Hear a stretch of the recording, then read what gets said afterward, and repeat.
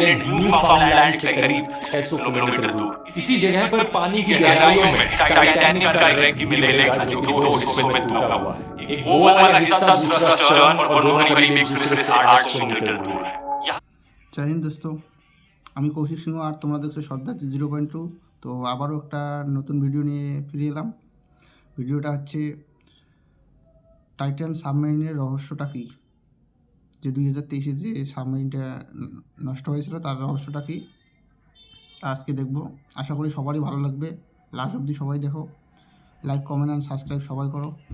দেখো লাস্ট অবধি সবাই, চলো। नमस्कार दोस्तों, 18 जून 2023 सुबह के 9:30 बजे 5 लोग टाइटन नाम की एक सबमरीन में बैठकर समुद्र के अंदर डुबकी लगाते हैं। ये लोग टाइटैनिक जहाज के wreck को देखने जा रहे हैं। वही महान टाइटैनिक जहाज जो आज से करीब 100 साल पहले समुद्र में डूबा था। ये बड़ा ही extreme form of adventure tourism है और बहुत ही महंगा है। इस सबमरीन में बैठे एक आदमी ने 2 करोड़ रुपए से ज्यादा खर्च किए हैं चंद घंटों के इस टूर के लिए। ये ट्रिप इतनी महंगी इसलिए है क्योंकि टाइटैनिक जहाज का मलबा समुद्र की गहराइयों में बहुत नीचे छुपा पड़ा है। स्पेसिफिकली कहा जाए 3810 मीटर पानी के सरफेस से नीचे। ये सबमरीन पानी के नीचे जाने का सफर शुरू करती है। इसे करीब 2 घंटे का समय लगेगा 3810 मीटर की डेप्थ तक पहुंचने में। हर 15 मिनट के इंटरवल पे ये सबमरीन एक सिग्नल भेजती है समुद्र के ऊपर मौजूद एक जहाज सोलार प्रिंस को। यही इनके लिए कम्युनिकेशन का जरिया है बाहर की दुनिया से। उस दिन 18 जून को इस सबमरीन को पानी के अंदर जाते हुए सिर्फ 1.25 घंटे ही गुजरे थे कि अचानक से सबमरीन ऊपर मौजूद जहाज से अपना कांटेक्ट खो देती है। शाम के 4:30 बजे वो समय था जब तक इस सबमरीन को अपना टूर खत्म करके वापस ऊपर आ जाना चाहिए था, लेकिन इसका कोई नामो निशान दिखाई नहीं देता। शाम के 7:10 पोलार प्रिंस में मौजूद जो टीम थी वो डिसाइड करती है कि यूएस कोस्ट गार्ड को इन्फॉर्म किया जाए। और यहाँ से शुरुआत होती है दोस्तों 4 दिन लंबी चली एक मल्टीनेशनल खोज। एक जबरदस्त सर्च एंड रेस्क्यू ऑपरेशन होता है इस सबमरीन को ढूंढने का। हवाई जहाज, शिप्स और रोबोट व्हीकल्स का भी इस्तेमाल किया जाता है। हर किसी के दिमाग में बस एक ही सवाल, आखिर इन पैसेंजर्स के साथ क्या हुआ? The U.S. Coast Guard says debris from the Titan has been brought to the surface from the ocean force. The debris is consistent with the catastrophic loss of the pressure chamber. The arrogance and the hubris that sent that ship to its doom is exactly the same thing that sent those people at that sub to their fate. Video को शुरू करने से पहले मैं आप सबकी प्रशंसा करना चाहूंगा कि आप अपना टाइम ऐसे इन्फॉर्मेशन और एजुकेशन वीडियोस को देखने में लगा रहे हैं, क्योंकि सोशल मीडिया पर टाइम वेस्ट करने के हजारों तरीके, लेकिन ऐसे वीडियोस को देखने से आपको दुनिया की बेहतर समझ मिलती है और आपकी नॉलेज बढ़ती है। ये टाइम का एक सही इन्वेस्टमेंट है। ऐसे ही अगर आप अपने टाइम को बेहतर मैनेज करने की अल्टीमेट टेक्निक सीखना चाहते हैं, जिससे कि आप अपनी प्रोडक्टिविटी बढ़ा पाएं और समय निकाल पाएं अपनी मनपसंद चीजों के लिए अपनी जिंदगी में, ज्वाइन करके देखिए मेरा टाइम मैनेजमेंट कोर्स एकेडमी पर। ये एक बड़ा ही प्रैक्टिकल कोर्स है जो आपको step by step secret techniques सिखाता है जिन्हें मैं अपनी जिंदगी में खुद इस्तेमाल करता हूँ। इसे कंप्लीट करने के बाद आप अपनी पढ़ाई में, आप अपने काम में, इनफैक्ट अपनी घर पर भी जिंदगी में एक ट्रांसफॉर्मेशन देखेंगे। जिन हजारों लोगों ने कोर्स लिया उनका भी यही कहना है। ज्वाइन करते वक्त कूपन कोड टाइम 40 का इस्तेमाल कीजिए 40% ऑफ पाने के लिए। इसका लिंक नीचे डिस्क्रिप्शन में मिल जाएगा, लेकिन जल्दी कीजिए क्योंकि ये कूपन कोड आप में सिर्फ पहले 400 लोगों के लिए अवेलेबल होगा। अब समझते हैं टाइटन सबमरीन की पूरी कहानी। ये जगह जहां पर ये सबमरीन गायब हुई है अटलांटिक ओशन में कनाडा देश के पास लोकेटेड है। नक्शे में देखिए कैनेडियन आइलैंड न्यूफाउंडलैंड से करीब 600 किलोमीटर दूर। इसी जगह पर पानी की गहराइयों में टाइटैनिक का wreck भी मिलेगा जो कि 2 हिस्सों में टूटा हुआ है। एक वो वाला हिस्सा दूसरा स्टर्न और दोनों करीब एक दूसरे से 800 मीटर दूर है।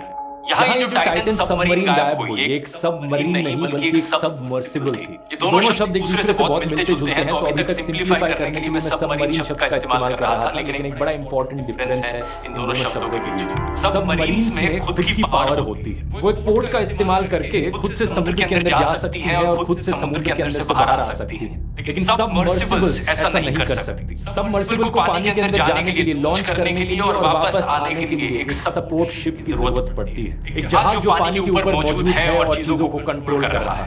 हमारे केस में यहाँ ये सपोर्ट शिप पोलार प्रिंस जहाज था। इस पूरे ऑपरेशन को चलाया जा रहा था ओशन गेट नाम की एक कंपनी। के द्वारा, जिसके सीईओ स्टॉकटन रश थे। इनका नाम याद रखना क्योंकि आगे की कहानी में ये एक बड़ा इंपॉर्टेंट रोल निभाते हैं। ये बाय प्रोफेशन एक एरोस्पेस इंजीनियर रह चुके हैं और साल 2009 में इन्होंने ये ओशन गेट कंपनी बनाई थी, एक प्राइवेट कंपनी जिसका पर्पस अमीर लोगों को ये डीप सी एक्सपीडिशंस करवाना टूरिज्म के तौर पर। Walk us through sort of the mechanics, how they're going to work. It's an expedition to survey the ground. Travelers who come out will participate in dives to operate sonar, communication systems, photographs, work on data. So it's a very active experience. इस company ने Titanic के tours जुलाई 2021 में ही offer करने शुरू किए थे। इससे पहले वो बाकी और शिपरेक्स के बाकी और जगहों के टूर्स करवाते थे। जैसे कि अभी भी आप इनकी वेबसाइट पर देख सकते हो, टाइटैनिक के अलावा अज़ोरस और बहामास के एक्सपीडिशंस। टाइटन इस कंपनी की इकलौती सबमर्सिबल नहीं थी, इसके अलावा ओशन गेट के पास 2 और सबमर्सिबल्स थी, एंटीपोड्स और साइक्लोप्स। एंटीपोड्स 304 मीटर की गहराई तक जा सकती थी समुद्र में और साइक्लोप्स 500 मीटर तक। लेकिन टाइटन को डिजाइन किया गया था कि वो 4000 मीटर नीचे जा सके, 4 किलोमीटर पानी के अंदर। यही कारण है कि टाइटैनिक पर जाने के लिए यही इकलौती सबमर्सिबल इनके पास थी। 3800 मीटर कितनी भयानक डेप्थ है, इसे विजुअलाइज करने के लिए इस चार्ट को देखिए जो बनाया है वॉशिंगटन पोस्ट ने, जहां मेजरमेंट फीट में लिखी है। आमतौर पर एक आदमी की हाइट 6 फीट होती है। टाइटैनिक जहाज से जो आइसबर्ग टकराया था वो करीब 100 फीट पानी के ऊपर तक जाता था और उससे कहीं ज्यादा पानी के नीचे। 130 फीट मैक्सिमम डेप्थ है जो रिक्रिएशनल स्कूबा डाइवर्स जा सकते हैं, स्कूबा डाइविंग करते हैं। 650 फीट के बाद से एक ट्वाइलाइट जोन वाला एरिया शुरू होता है जहां पर इतनी रोशनी नहीं पहुंच पाती पानी के अंदर। 1600 फीट यहां पर deepest ever under water rescue operation जो आज तक कंडक्ट किया गया था। 2600 फीट ये वो डेप्थ है जहां पर बड़े बड़े जाइंट स्क्विड्स स्विमिंग करते हैं। जाइंट स्क्विड्स अपने आप में इतने भयानक जानवर हैं कि ऐसा लगता है ये किसी एलियन प्लेनेट से आए हैं। जरा फोटोज देखिए। और नीचे जाएं तो 3800 फीट के बाद एक मिडनाइट जोन शुरू होती है। कोई भी सनलाइट इससे नीचे नहीं पहुंच पाती पानी के अंदर, तो सब कुछ काला काला हो जाता है। इसके बाद पानी का तापमान यहाँ पर 4 डिग्री सेल्सियस के आसपास होता है। अब यहाँ से और नीचे जाते रहो 5000 फीट, 6000 फीट, 8000 फीट, 10000 फीट और 12500 फीट पर जब आप फाइनली पहुंचते हो यहाँ आता है ओशन फ्लोर जहाँ टाइटैनिक का रेक मौजूद है। इस डेप्थ पर जो प्रेशर होता है वो ऑलमोस्ट 400 गुना ज्यादा है सरफेस पर मौजूद प्रेशर से। जो भी सबमर्सिबल इतनी डेप्थ पर जाएगी उसका डिजाइन ये सब सोचकर किया जाना चाहिए। जो शीशा लगा रखा था बाहर देखने के लिए, जो विंडो का साइज है वो बस इतना सही हो सकता है। और टाइटन सबमर्सिबल में जो खिड़की थी जिसे व्यू पोर्ट कहते हैं, वैसे ये सबसे बड़ा व्यू पोर्ट था जो किसी भी प्राइवेट सबमर्सिबल में बनाया गया था आज के दिन तक। अपने आप में टाइटन सबमर्सिबल कुछ ज्यादा बड़ी नहीं थी, सिर्फ 5 लोगों के बैठने की कैपेसिटी थी। इसकी जो मेन बॉडी थी जिसे हल कहा जाता है वो कार्बन फाइबर की बनी थी। एंड में 2 कैप्स लगी थी जो टाइटेनियम की थी और टोटल लेंथ है इसकी करीब 6.7 मीटर्स और वजन 10,400 किलो से ज्यादा। इसके डिजाइन में बाहर देख सकते हैं 4 इलेक्ट्रिक थ्रस्टर्स लगे हुए हैं, 2 हॉरिजॉन्टल और 2 वर्टिकल, जिसके जरिए इसे चलाया जा सकता है। अब चलाने के लिए एक बड़ा इंटरेस्टिंग फैक्ट यहाँ पर इस सब को कंट्रोल किया जाता था एक वीडियो गेम कंट्रोलर के द्वारा। Run the whole thing with this game controller. ये एक्चुअली में उतना भी वियर्ड नहीं है जितना सुनने में लगता है, क्योंकि यूएस नेवी भी अपनी सबमरीन्स के लिए जो उनकी सबमरीन्स में पेरिस्कोप लगाए जाते हैं बाहर देखने के लिए, जो व्यू पोर्ट्स होते हैं वो उन्हें कंट्रोल करते हैं एक्सबॉक्स कंट्रोलर्स के द्वारा। लेकिन हाँ ये बात भी है कि यहाँ पर पूरी की पूरी सबमरीन टाइटन को कंट्रोल किया जा रहा था एक गेम वीडियो गेम कंट्रोलर के द्वारा। इसका मतलब है जो पायलट इस सबमर्सिबल को चला रहा था पानी के अंदर वो भी इस वीडियो गेम कंट्रोलर का यूज कर रहा था। इसके अंदर का नजारा अगर आप देखोगे तो अंदर बैठने के लिए कोई सीट्स नहीं थी, लेकिन एक टॉयलेट जरूर बना रखा था छोटा सा जो कि व्यू पोर्ट के पास था। और टॉयलेट पर कोई बैरियर भी नहीं था, तो ये लोग कहते लिटरली कि अगर किसी को टॉयलेट जाना है तो बाकी सारे लोग अपना मुंह उधर कर लें, एक टीवी स्क्रीन पर देखते रहे, वो टॉयलेट का इस्तेमाल किया जा रहा है। This is the only toilet available on a deep diving submersible. Best seat in the house. You can look out the viewport. We put a privacy screen in, turn up the music. अब क्योंकि ये submersibles इतनी deep जाती हैं पानी के अंदर तो जीपीएस यहाँ पर काम नहीं करता। जो कम्युनिकेशन होता है इनकी सपोर्ट शिप को वो किया जा रहा था एक टेक्स्ट मैसेजिंग सिस्टम के द्वारा। ये अभी अनक्लियर है कि कौन सा इंटरनेट कनेक्शन अवेलेबल था शिप पर। कुछ दिन पुराने स्ट्रीट में ओशन गेट ने बताया था कि वो स्टारलिंक के सैटेलाइट इंटरनेट सर्विस का इस्तेमाल कर रहे थे कम्युनिकेट करने के लिए। हम 18 जून की इस कहानी पर वापस आए तो इस सबमर्सिबल में उस दिन 5 लोग बैठे थे। पहले थे 58 साल के ब्रिटिश बिलियनियर हेमिश हार्डिंग, ये एक एडवेंचरर और 3 time Guinness world record holder थे। 2016 में साउथ पोल पर गए थे एस्ट्रोनॉट बज ऑल्ड्रिन के साथ। एक टाइम पर इन्होंने 4 घंटे की डाइव करी थी ओशन के डीपेस्ट पार्ट में, मारियाना ट्रेंच। और पिछले साल ये ब्लू ओरिजिन की सब ऑर्बिटल फ्लाइट का हिस्सा थे जो space exploration company Jeff Bezos ने स्टार्ट करी थी। दूसरे पैसेंजर थे 77 साल के पॉल हेनरी नॉर्जियोले, फ्रेंच नेवी के एक फॉर्मर कमांडर। खुद से ही करीब 35 बार टाइटैनिक के रेक को विजिट कर चुके थे। ये आरएमएस टाइटैनिक की अंडर वाटर रिसर्च के भी डायरेक्टर रहे थे। तीसरे और चौथे पैसेंजर्स थे एक ब्रिटिश पाकिस्तानी बिजनेसमैन शहजादा दाऊद और उनके 19 साल के बेटे सुलेमान। ये पाकिस्तान की सबसे बड़ी कंपनीज में से एक के ओनर थे। सुलेमान की बुआ ने यह भी बताया था कि सुलेमान को जाने से एक्चुअली में डर लग रहा था, लेकिन वो अपने पिता को खुश रखने के लिए, उन्हें कंपनी देने के लिए इस सफर पर उनके साथ गए।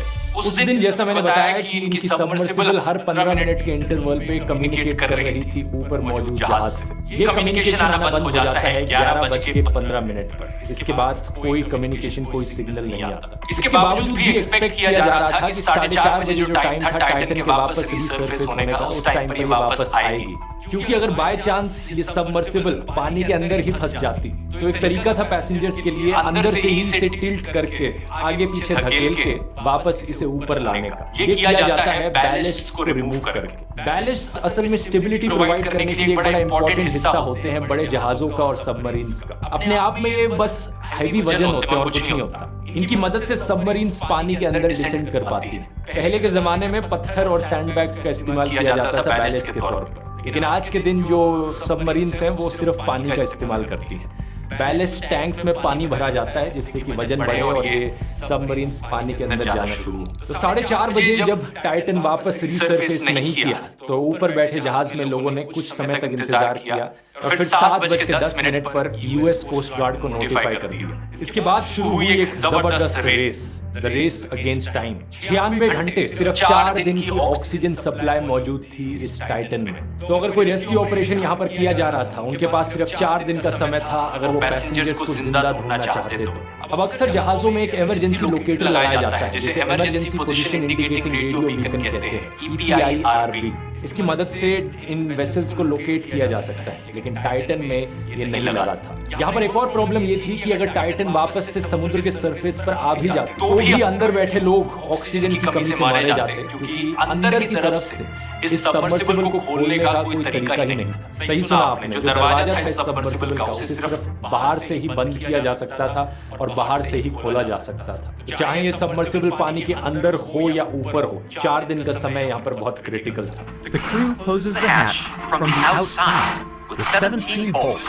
There's no other way out. ऊपर से जो सर्च एरिया था वो 25,000 किलोमीटर बड़ा था। इतने बड़े एरिया में एक वैन जितनी सबमर्सिबल को ढूंढना, इमेजिन करो कितना मुश्किल काम है। गोवा जो स्टेट है हमारी, उससे 7 गुना बड़ा एरिया होता है। और जो डीपेस्ट अंडर वाटर रेस्क्यू अभी तक किया गया था वो सिर्फ 480 मीटर डीप तक किया गया था साल 1973 में। लेकिन फिर भी रेस्क्यू टीम्स ने अपनी पूरी जी जान लगा दी। शुरुआत में 2 अमेरिकन हवाई जहाज और 2 कैनेडियन हवाई जहाज ने इस ऑपरेशन को शुरू किया। इन दोनों में सोनार को डिप्लॉय किया गया जिससे कि पानी के अंदर भी डिटेक्ट कर सकते। सरफेस पर 3 जहाजों ने सर्च करना शुरू किया, लेकिन जैसे जैसे टाइम गुजरता गया और शिप्स आती गई सर्च ऑपरेशन में। कुछ रिमोटली ऑपरेटेड व्हीकल्स यानी ROVs का भी यहाँ पर इस्तेमाल किया गया। ये बेसिकली एक रोबोट टाइप व्हीकल समझ लो, जिसमें कोई अंदर बैठता नहीं है, लेकिन ये पानी के अंदर डुबकी लगा के चीजों को ढूंढ सकते हैं और पानी के सरफेस से इन्हें कंट्रोल किया जाता है। 3 ROVs यहाँ पर इसकी खोज कर रहे थे। 3 दिन तक खोज चलने के बाद सर्च ऑपरेशन के तीसरे दिन एक कैनेडियन एयरक्राफ्ट का सोनार कुछ बैंगिंग नॉइजेस सुनता है।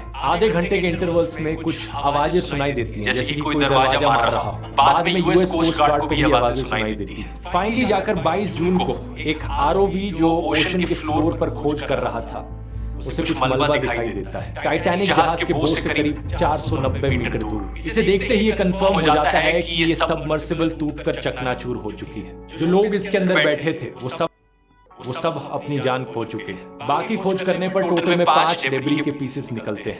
सेम दिन यूएस कोस्ट गार्ड की तरफ से कंफर्मेशन आती है प्रेस कॉन्फ्रेंस में कि जो बैंगिंग नॉइजेस उन्होंने सुनी थी उसका इस टाइटन सबमर्सिबल से कोई कनेक्शन नहीं था। एक्चुअली में कंक्लूजन यहाँ पर निकाला जाता है कि टाइटन हाई प्रेशर की वजह से इम्प्लोड कर गई। इम्प्लोजन शब्द सुनकर आपको लग रहा होगा कि इसका मतलब है फट जाना। लेकिन इसका मतलब एक्चुअली में एक्सप्लोजन शब्द का उल्टा होता है। हम एक्सप्लोजन शब्द का इस्तेमाल करते हैं जब भी कोई धमाका होता है, जैसे कि बम फट गया। जो फोर्स होती है वो बाहर की तरफ जाती है, लेकिन इम्प्लोजन में जो फोर्स होती है वो अंदर की तरफ लगती है। स्क्वीज इन होकर फट जाना, ये होता है इम्प्लोजन। और कैटास्ट्रोफिक इम्प्लोजन का मतलब है जो इम्प्लोजन इतनी तेजी से हुआ कि पूरा का पूरा स्ट्रक्चर खत्म हो गया और इसमें मिली सेकंड का समय भी नहीं लगा। इसका मतलब है कि जो लोग इसके अंदर बैठे थे वो इमीडिएटली पलक झपकते ही मारे गए और उनको कोई अंदाजा भी नहीं हुआ। सवाल यहाँ पर ये उठता है, आखिर क्या कारण इस इम्प्लोजन के पीछे?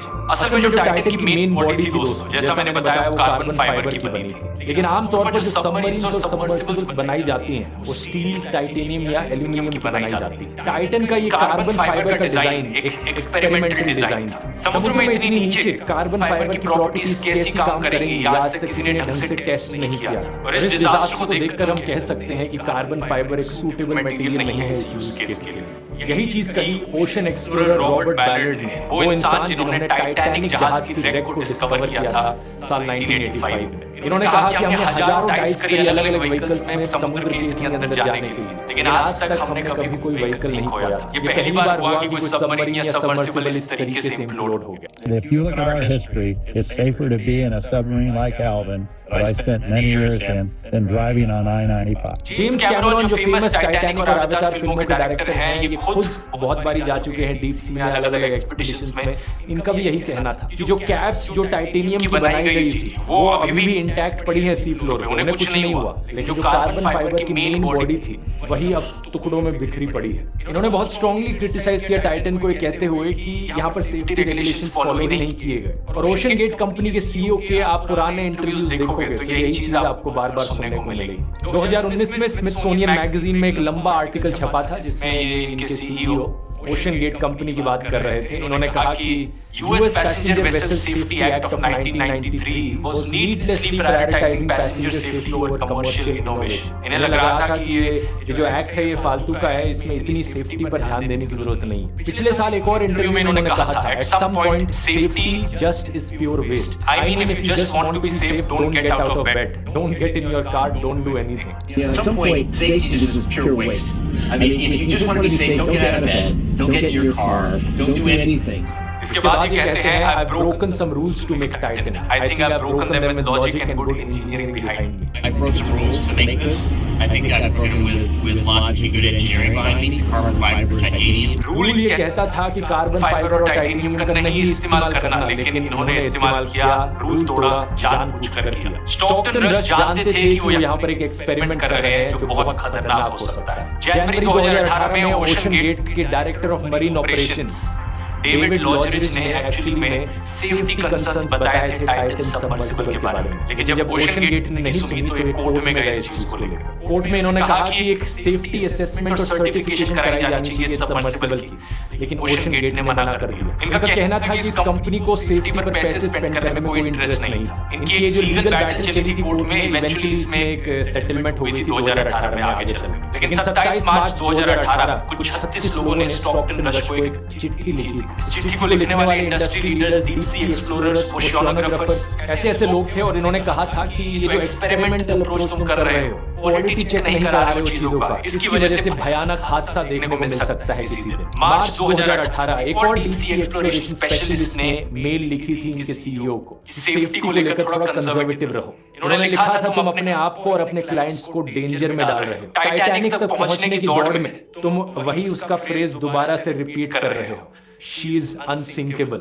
याद करो टाइटैनिक वाले वीडियो मैंने आपको बताया था कि लोग कितना अंधाधुंध विश्वास करते थे कि भाई ये इतना बड़ा जहाज है, ये कभी नहीं डूब सकता, ये तो अनसिंकेबल है। लेकिन उस दिन वो जहाज जाकर डूबा और अब टाइटन का भी यही हाल हुआ। इतिहास के पन्नों में अब स्टॉकटन रश का नाम इस लिस्ट में शामिल हो गया है, list of inventors who were killed by their own invention. इससे हमें सीख मिलती है कि कभी भी सेफ्टी स्टैंडर्ड्स और रेगुलेशंस को नजरअंदाज नहीं करना चाहिए। वीडियो इन्फॉर्मेटिव लगा तो यहाँ क्लिक करके टाइटैनिक वाला वीडियो भी देख सकते हैं जिसमें मैंने टाइटैनिक की पूरी कहानी बताई है स्टार्टिंग से लेकर एंड तक। मिलते हैं अगले। সবাই ভিডিওগুলো দেখো শেষ অবধি, আশা করি তোমাদের অনেক জ্ঞান হবে ভিডিওগুলো দেখে। এই রকম ভিডিও দেখার জন্য সাবস্ক্রাইব করো চ্যানেলটা। ওকে বাই, দেখা হচ্ছে নেক্সট ভিডিওতে।